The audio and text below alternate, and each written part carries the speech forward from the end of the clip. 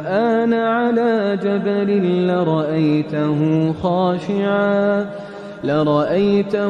خاشعا متصدعا من خشية الله وتلك الأمثال نضربها للناس لعلهم يتفكرون.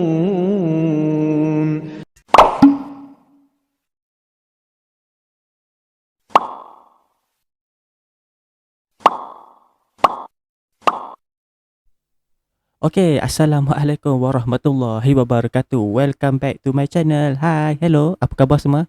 Diharapkan anda semua berada di dalam keadaan sihat, sejahtera dan walafiat lah hendaknya ya. Minta maaf lidah tergeliat.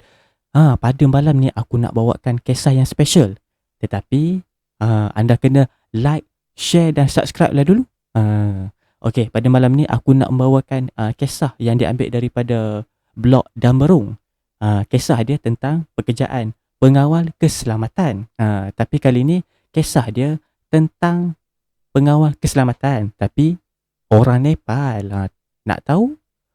Jangan lupa like, share dan subscribe dulu. Okey, jom tanpa membuang masa kita teruskan ke agenda yang seterusnya. Tapi sebelum tu, kisah ni ada dua bahagian tau. Ini adalah part 1. Part 1 kita akan bacakan dulu. Nanti part 2 akan menyusul kemudian ya. Sebab saya ada satu lagi video nak kena buat, video tentang Highland Tower yang direquestkan oleh salah seorang subscriber kita. Jadi kita baca bahagian satu dulu. Kita buat satu persatu dulu, one by one. Okay, jom tanpa membuang masa kita teruskan dengan kisah kita pada malam ini, bertajuk Rishi, si pengawal keselamatan.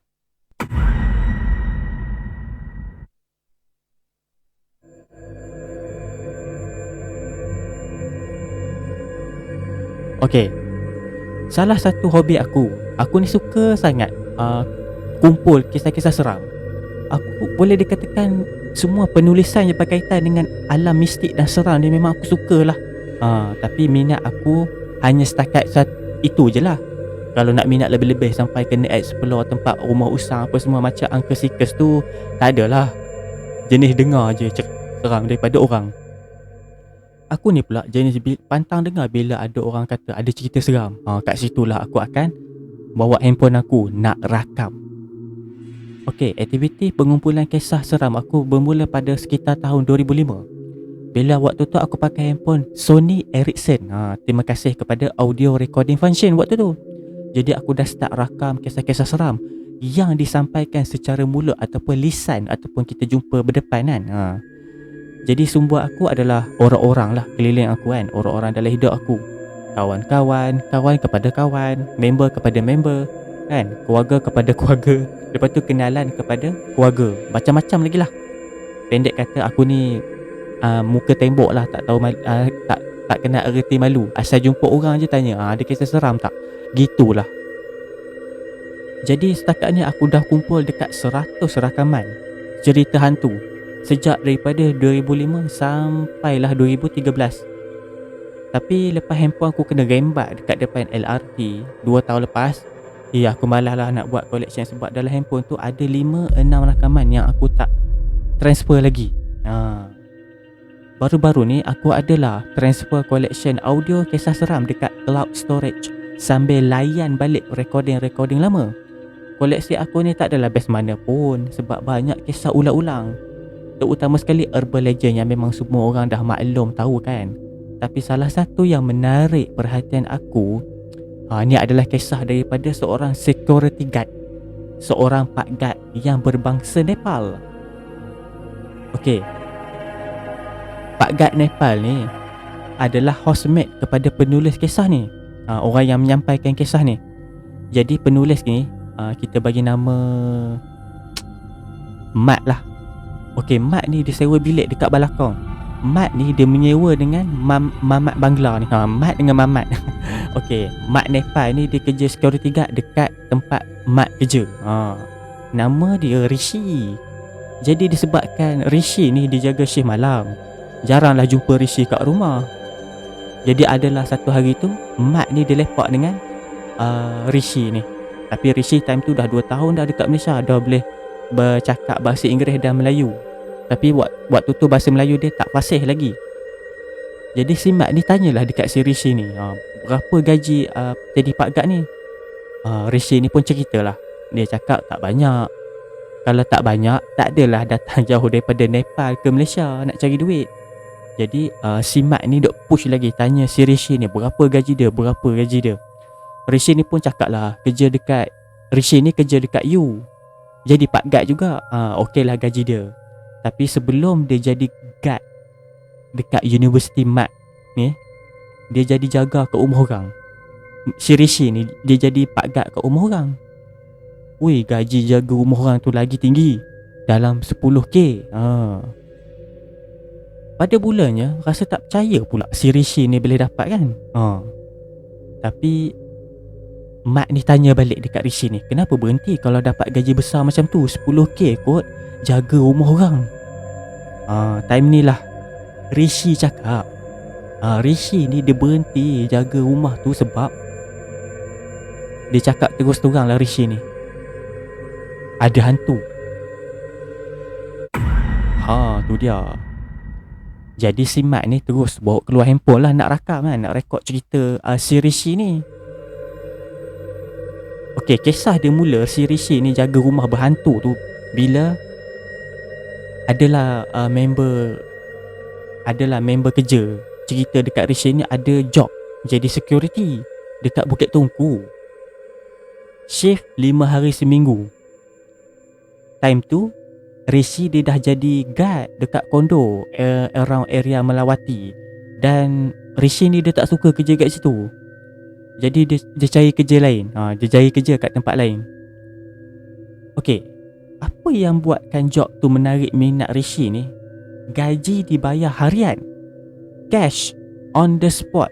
Every shift yang dia buat, maksudnya setiap shift yang dia buat ada duit. Setiap hari ada duit. Kat situlah Rishi ni tertarik dengan offer. Member Rishi ni cakap lagi, kalau minat kau contact orang ni.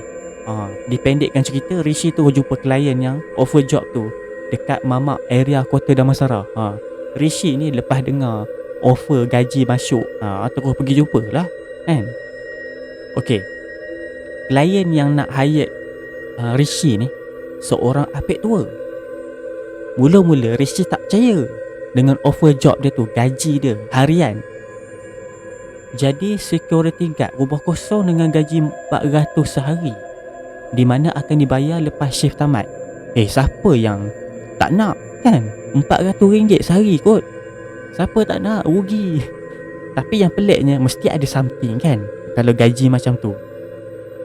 Jadi Sabtu dengan Ahad off day. Okey lah tu, kerja 5 hari, Sabtu Ahad off day, Isnin sampai Jumaat kan.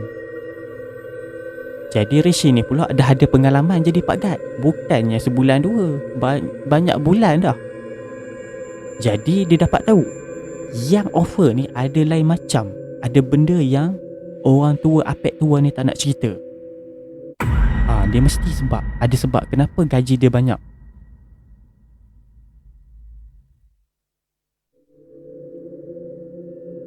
Jadi si Rishi ni tanya dekat apek tua tu. Dia tanya apa job scope dia, apa yang kena jaga rumah tu. Dan apek tua tu just balas. Bayangkan apek tua tu balas, itu je yang kau patut tahu. Dia tak cakap, dia tak bagi tahu. Jadi ni adalah apa yang apek tua tu bagi tahu dekat Rishi. Okey, kerja Rishi ni senang je. Shift dia dari pukul 6 petang sampai 8 pagi. Keesokan dia lah. Dia start pukul 6 petang, habis 8 pagi. Baru dapat RM400 sehari. Jadi dia job scope dia cover area luar rumah. Maksudnya selalunya Pak Gad boleh masuk rumah. Kalau orang tak ada kat rumah, dia boleh masuk ronda kot lah ada apa-apa kan. Tapi yang ni job scope dia hanya ronda luar rumah saja. Rishi tak boleh masuk dalam rumah. Ini adalah pantang larang yang toke tu buat keluar. Okey, transport pergi dan balik toke tu bagi. Okey, upah dibayar lepas shift tamat. Maksudnya 8 pagi esok baru dapat upah. Itu adalah syarat-syarat dia yang perlu dipatuhi oleh Rishi ni. Lepas Rishi dah dengar macam menarik kan offer tu kan, Kerja mudah je, jaga area luar rumah. 6 petang sampai 8 pagi, RM400 satu hari. Uyo, banyak tu kan. Jadi Rishi ni okey je lah, no problem lah kan. Okey, Rishi ni terus setuju. Tapi ada satu benda yang Rishi ni dia rasa pelik. Ada satu lagi pantang larang dia. Rishi bukan pantang larang, macam ada satu lagi job yang dia kena buat selain daripada ronda luar rumah. Ada satu lagi. Setiap kali ataupun setiap hari dia kerja, dia kena switch off fuse box rumah tu pada pukul 2 pagi, including Saturday and Sunday.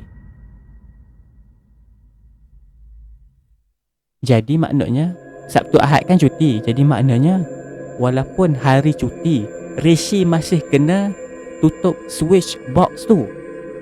Dia kena tetap tutup. Berulang-ulang jugalah si Apek ni pesan. Make sure you switch off the fuse box after 2 AM. Make sure you switch off the fuse box after 2 AM. Dia speaking kau. Apek tua tu lah speaking. Jadi bila dah dengar arahan 2 pagi ni, si Rishi ni pun dia pandai enteng. Dia ingat macam dia kata kenapa tak boleh tutup awal-awal. Jadi klien dia ni ataupun Apek tua ni cakap, you must switch off 2 AM. You cannot do early than that. Itulah Apek tua tu cerita gitulah. Si Rishi ni pun macam, kenapa mesti 2 pagi? Kan? Kenapa tak pukul 10? Kenapa mesti 2 pagi? Jadi Apek tua tu pun ni lah cakap, you must switch off 2 AM. Kadang-kadang payah nak explain kan. Kadang-kadang ada orang dia kerja macam tak ikut arahan kan. Dia kena explain banyak kali baru dia faham. Tapi yang ni dia tak nak cerita apa punca kena switch off pukul 2 pagi kan.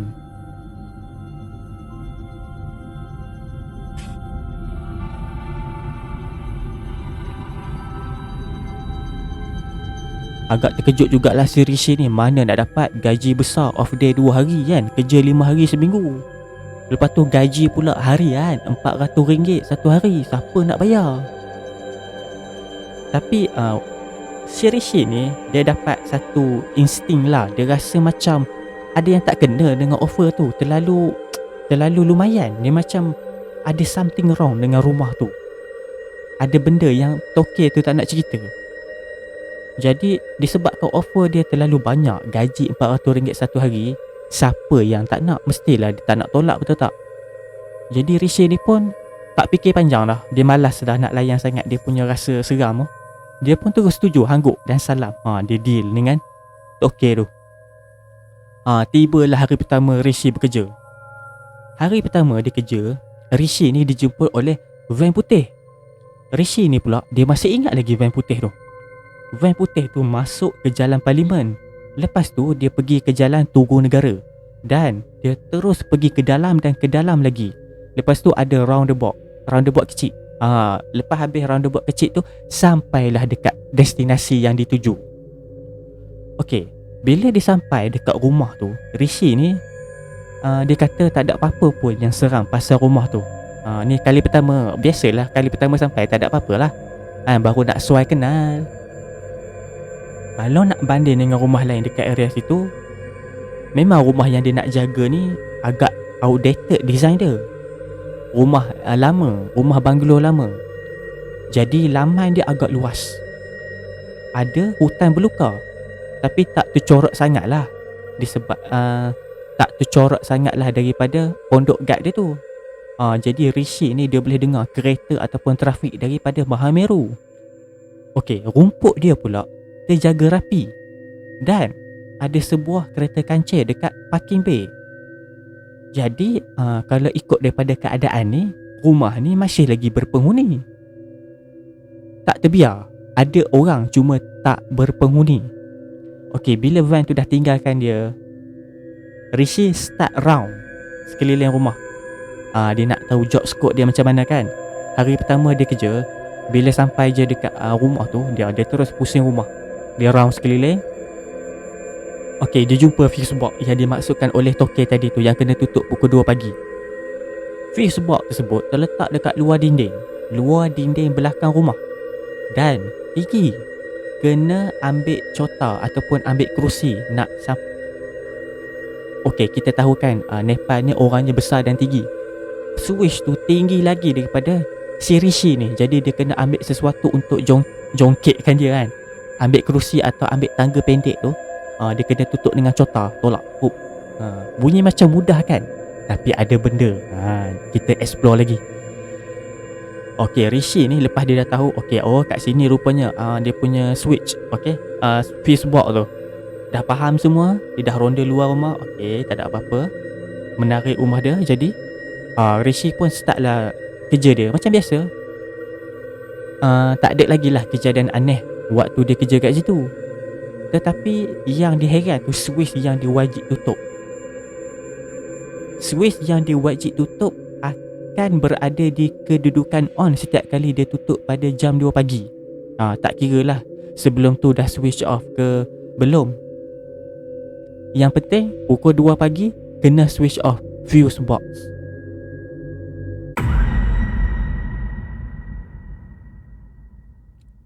Si Rishi ni, sepanjang dia dah mula kerja tu, dia dah duduk dekat pondok guard tu jaga rumah tu, dia tak pernah lagi lah jumpa dengan pak guard yang shift siang. Dan dia juga ada tanyalah driver van siapa jaga shift siang. Tapi driver angkat bahu, dia cakap tak tahu. Jadi si Rishi ni, dia husnuzon lah. Dia anggap lah guard shift yang siang tu habis pukul 3 atau 4 petang. Jadi tak ada peluang lah nak jumpa masa tukar shift. Everything is normal waktu Rishi kerja. Sampailah masuk bulan ketiga. Dah bulan ketiga. Okey, kisah yang berlaku ni ataupun tragedi ataupun kejadian seram yang berlaku dekat Rishi ni, hari kejadian dia adalah hari Sabtu. Okey, hari Sabtu weekend, betul tak? Rishi tak bekerja sebenarnya, tetapi disebabkan fuse tu kena tutup juga pukul 2 pagi walaupun hari cuti. Nak tak nak, Rishi kena pergi juga rumah tu walaupun hari cuti. Van pula tak ada. Van hanya Isnin sampai Jumaat. Time ni lah Rishi akan pinjam motor kawan. Usually dia akan pinjam motor kawan. Tetapi sebelum tu Rishi ada salah faham dengan member yang ada motor. Jadi hari tu tak ada transport dia nak pergi. Jadi nak tak nak terpaksalah Rishi ni datang awal sikit dalam pukul 10 malam, naik teksi. Dan dia malas nak balik dah ke rumah. Waktu tu cuti, dia malas nak balik ke rumah. Jadi dia plan nak tidur dekat pondok guard tu je lah kan. Malam tu pula hujan turun dengan lebat. Best pula tu, tambah sejuk. Sampaikan Rishi ni dibuai oleh angin hujan kan. Sedap tidur. Rishi ni tertidur. Nak dijadikan cerita lah, Rishi ni tertidur time hujan tengah lebat tu. Rishi tertidur dan Rishi ni terbangun. Dia baru teringat nak kena tutup fuse box. Bila dia tengok jam dia, pukul 3 pagi. Kelang kabut member tu bangun, keluar daripada post guard nak tutup switch fuse box tu. Okey, bila ada depan rumah, bila dia dah lalu depan halaman rumah, okey, rumah tu terang benderang lagi lah, lampu semua menyala. Jadi cermin tingkap pula pakai stained glass, jadi dia tak dapat tengok siapa kat dalam. Rishi ni ketuk pintu depan, ketok tanya, hello, anybody home? Hello, anybody home? Dia tanya. Dia tanya. Si Rishi ni tak tahu apa-apa pun yang ada dalam rumah tu. Okey tu dah nak cerita. Jadi dia ingat mungkin ada orang. Dia ketuk lah, hello, tok. Hello, anybody home? Hello. Jadi tak ada orang balas. Jadi dia tengok dekat lubang pintu yang kecil tu kan, lubang kunci tu kan, dia intai kat situ. Yang ni seram ni. Rishi ni dia intai tau. Walaupun dia intai daripada lubang kecil, dia jelas boleh nampak benda yang dalam rumah tu. Sebab dia tak tutup lagi fuse box tu, rumah terang benderang. Rishi ni waktu dia intai dekat lubang kunci tu, dia nampak ada orang duduk dalam keadaan merangkak. Bukan merangkak baby. Merangkak baby tak seram. Pernah tengok Spiderman tak panjat bangunan? Yes, that's it. Badan dia melengkung macam kucing. Rishi ni cerita lagi. Rishi ni dia nampak dengan detail sebab dia intai kat lubang kecil tu. Walaupun lubang tu kecil, tapi dia masih boleh jelas nampak. Ditambah pula lampu dalam rumah terang. Dia cakap orang tu bogel, rambut panjang. Si Rishi ni pula tak sempat nak cam orang tu lelaki ke perempuan. Sambil dia usah benda tu yang tak tahulah benda apa kan, orang ke makhluk alam sebelah. Dia ketuk lagi pintu tu, ketuk. Anybody home? Anybody home? Tok. Please open the door. I want to switch off the fuse box. Dia ketuk. Dia cuba bercakap dengan orang dalam rumah. Habis semua gelaran dia panggil, hello sir, ma'am, kakak, adik, abang. Oi dia panggil. Orang tu tak menyaut. Orang yang merangkak tadi tu, yang macam Spiderman tu. Pernah tengok Spiderman panjat dinding? Tangan dia jenis macam tu. Gitulah. Dia panggil habis semua dah gelaran, tapi orang tu tak menyaut. Dia nak pecah masuk sebab dia takutlah kok ada warga emas kan. Tapi dia baru teringat bos dia yang Cina tu pesan, walau apa pun yang berlaku, jangan masuk dalam rumah. Do not enter the house. You must switch off the fuse box only. Itu yang dia pesan. Jadi tak membuang masa kan, Rishi terus telefon telefon apek tu. Dia telefon tut. Hello sir, this is Rishi. I want to ask you a question. There is people in the house. I've knocked the door. Do you know what is inside the house? And then apek tu marah. Ayah, I told you not to enter the house lah. You must switch off the fuse box. Why you don't switch off? Do not enter the house lah. Gitulah perbualan dia. Over pula malam ni kan. Macam tahu-tahu je apek tua ni. Rishi ni try nak tipu. Dia cakap dia dah tutup switch box tu. Tapi macam mana apek tua ni tahu yang si Rishi ni masih tak tutup lagi fuse box tu?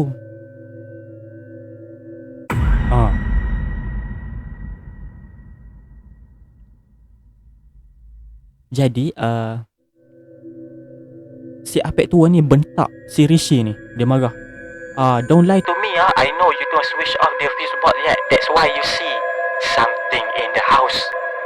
Maknanya lampu tu terang benderang. Kantoi lah kat situ Rishi ni nak cuba tipu kan.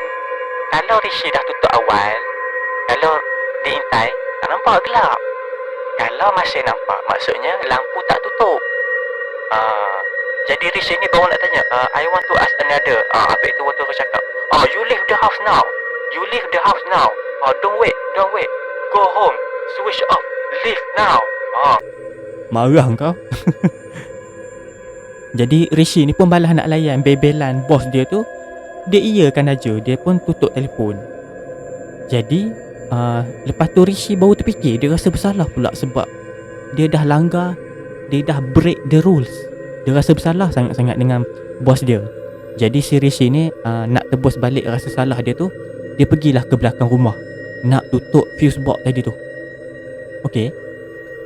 Sepanjang dia berjalan nak pergi ke belakang tu, rumah besar kan, dia ada ruang tepi tu kan. Dia nak berjalan nak tutup. Dia nak berjalan. Waktu dia tengah berjalan tu, si Rishi ni kata ada bayang-bayang ikut dia dari tingkap ke tingkap. Kalau kita orang Melayu kerja kat situ kan, memang cabut lari lah. Tapi si Nepal ni memang hati kental betul. Dia berkeras kerja. Waktu ni dia tak tahu lagi pasal hantu-hantu tu kan. Dia anggap macam orang lah tu.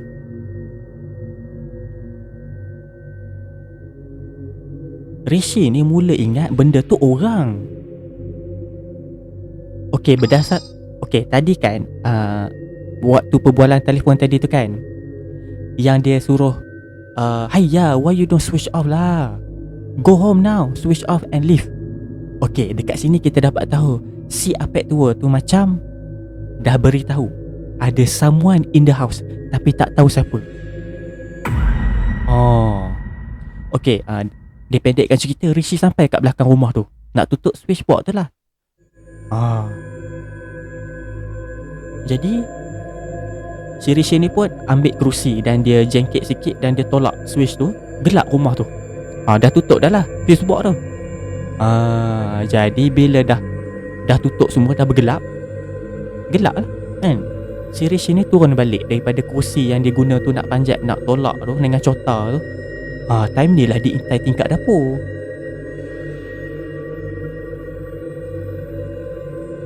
Tingkat dia pula jenis stained glass, border dia pula transparent.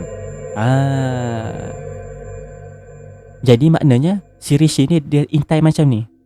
Macam pernah tengok orang intai cermin, dia macam gitu. Bayangkan kan, Rishi intai macam tu. Tiba-tiba Rishi ni cerita ada wajah orang tengah tengok dia.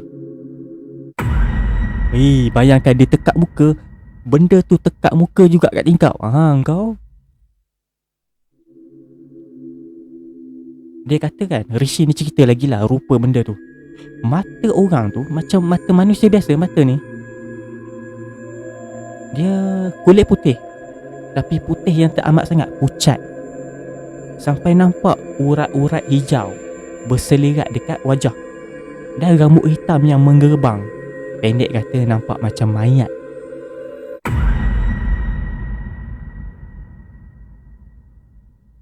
Rishi ni dia pun senyum kat orang tu. Dia macam dia ingat orang agaknya. Aduh, berani betul lah si Rishi ni. Kalau kita lah tak tahulah cabut lari. Dan wajah yang dia tengok kat tingkap tadi tu masih melekat kat cermin. Dan dia bergerak-gerak, dia macam ni. Macam tu. Kalau nak cakap logik, mustahil orang boleh buat macam tu.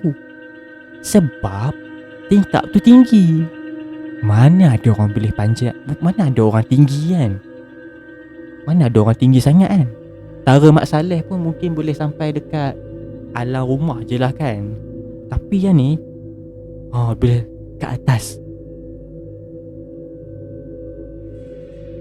Okey, siapa yang pernah jumpa orang Nepal ataupun siapa-siapa Sing kan, mereka ni kan hati kering betul kerja.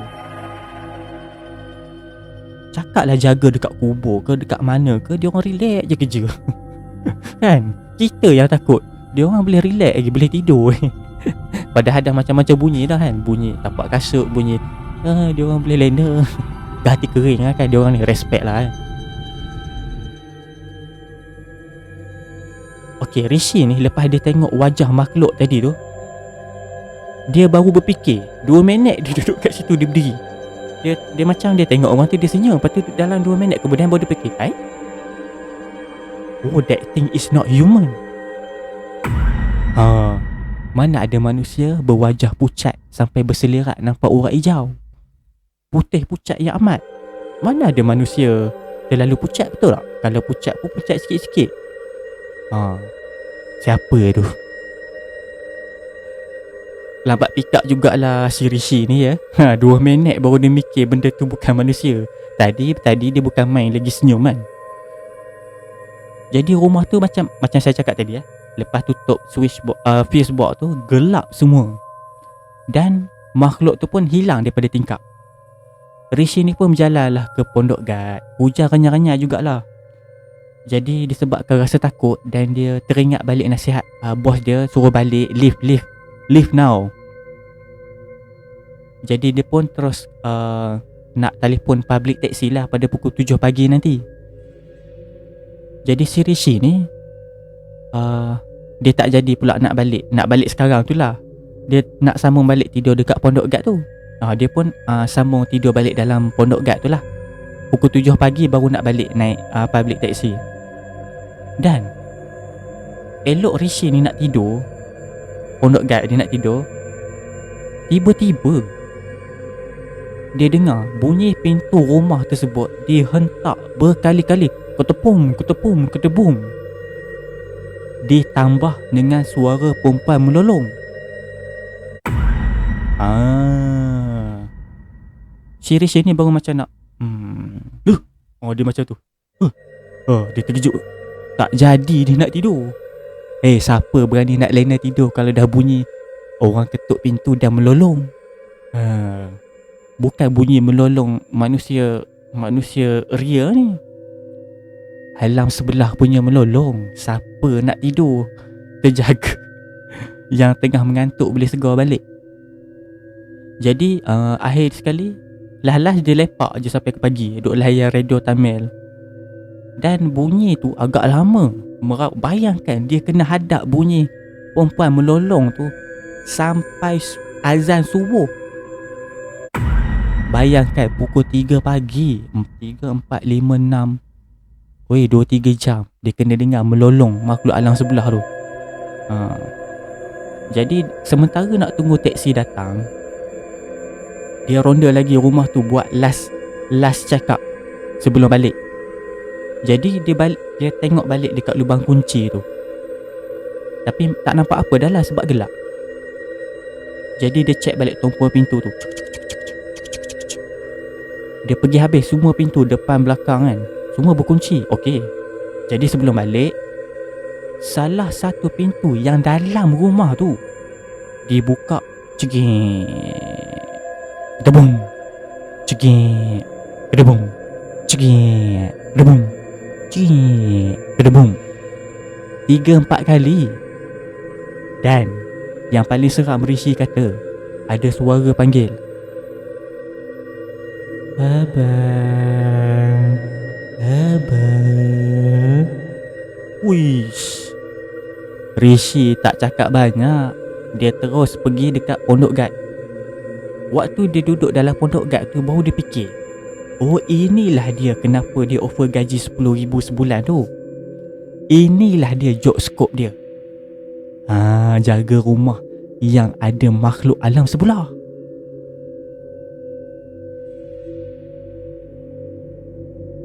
Jadi teksi sampai.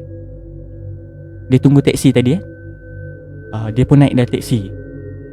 Tapi kan sebelum dia naik teksi tu, dia ada perasan tau, dekat pagar rumah tu yang dijaga tu ada mailbox. Dekat mailbox ada tertera alamat. Kat sinilah kantoi. Alamat tu ditulis rumah berhala ... Rumah berhala. Baik, kisah ni bersambung ada part 2. Okey, mengikut daripada apa yang ditulis oleh penulis kisah ni, kisah si Rishi ni lebih kurang 2 jam berselang-seli dia borak kat handphone dengan member Nepal dia. Lepas tu dia pergi kencing, aku pun pergi kencing juga. Nak extract tu ambil masa. Okey, baik. Mesti korang ada persoalan. Ni dia. Ingat tak tadi? Baru tadi saya cakap tadi, Rishi ni dia ternampak mailbox ada tulis rumah berhala ... betul tak? Sebenarnya untuk pengetahuan korang mesti ingat rumah berhala tu tokong-tokong kan. Inilah jawapan dia. Okey, rumah berhala ni tak semestinya kuil / tempat semayang. Si Rishi ni pun ada cerita lagi. Rumah tu jarang ada orang datang, kecuali si apek tua yang offer kerja dekat dia. Dan adalah beberapa orang lagi. Okey, daripada cerita si Rishi ni kan, yang kita dengar ni kan, saya dapat rasa lah, berkemungkinan rumah ni mungkin tempat simpan patung-patung berhala. Tapi tak boleh buat kesimpulan lagi lah, sebab ada part kedua nantilah.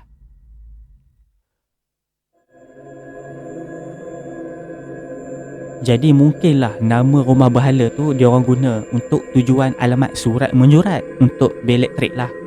Sebab bil elektrik sebab elektrik masih ada walaupun orang tak duduk. Jadi maknanya dia buat alamat rumah berhala tu untuk memudahkan urusan nak hantar bil.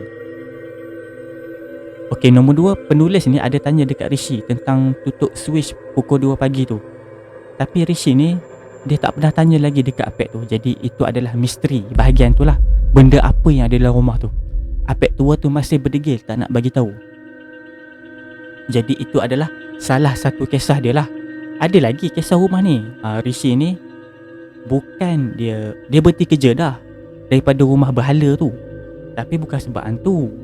Tapi beliau dipecat disebabkan ada satu insiden yang membuatkan dia berhenti. Bukan dia berhenti rela hati. Ada benda, ada kejadian seram yang berlaku dekat rumah yang dijaga tu memaksa dia berhenti. Itu nanti akan disambung part kedua. Okey. Alhamdulillah. Habis part pertama, ada lagi part kedua. Nanti stay tune. Ada part kedua. Uish, part pertama pun dah seram. Bayangkan kalau anda lah kerja Pak Gad macam si Rishi ni, apa anda buat? Adakah anda ikut arahan bos? Anda sanggup tak nak kerja dekat rumah berhala SS ... ni? Kan gaji RM400 satu hari. Shift dia pula 6 petang sampai 7 pagi. Gaji 400 ni sehari. Bukan 400 sebulan, 400 sehari. Dan anda kena ikut syarat dia. Switch off fuse box pukul 2 pagi. Bayangkan kalau anda berhati kering macam Rishi, pergi intai kat lubang kecil tu dan nampak orang tengah merangkak.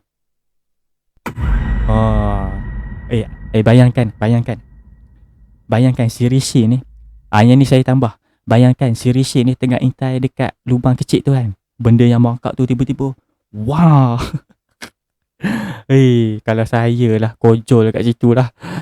Seram lah. Yang dia lepas tutup switch box tu kan, waktu dia turun tu, dia tengok dekat tingkap ni ada wajah orang melekap.